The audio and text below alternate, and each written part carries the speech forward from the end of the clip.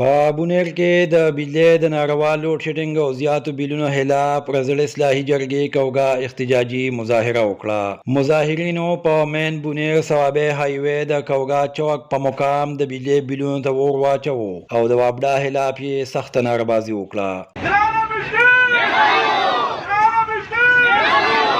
مظاهرینو ته د وینا په وخت صدر حاجی فتح خان، ناظم کوګاون، سوراب خان او انور کمال خان وی چې موږ اتلس غنټې لوډ شیډینګ نه منو او کو د بجلی دا حال وی آینده به هم بیلونه نه جمع کوو.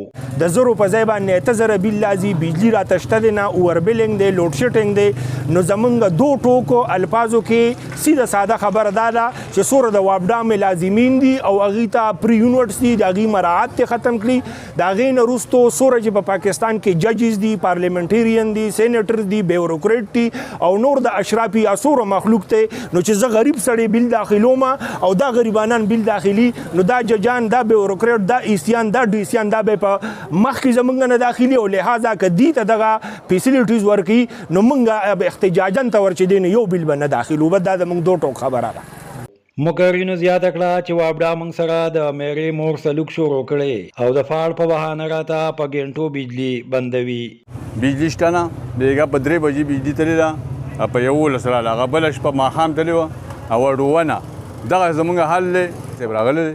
موږ به هغه ته خپله ژړا فریاد وکړو انشاءالله که سامع وخوړ ټیک ته کې حکومت د خپل ستنې او د خپل ټرانسفارمر سمبل کې موږ ځان لغه زړې ډیوې راوالو. په دې حواله د تحصیل مندن ناظم نصیب خان وی چې د عوامو غوسه بالکل جایز ده ځکه چې بجلی نوي او بیلونه یې زیات راځي.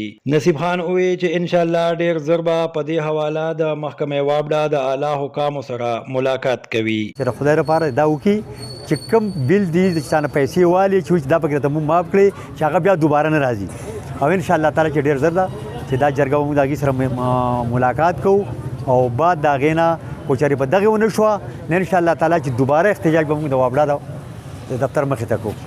کوچري د بجلی د لوډ شیډینګ او اور بیلینګ دا سلسله هم داسې روانه وي. نظر د چې تحصیل مندن د نور علاقو خلک هم د بیلونو جمع کولو انکار شي. عمران بونیری، خیبر نیوز، کوګا بونیر.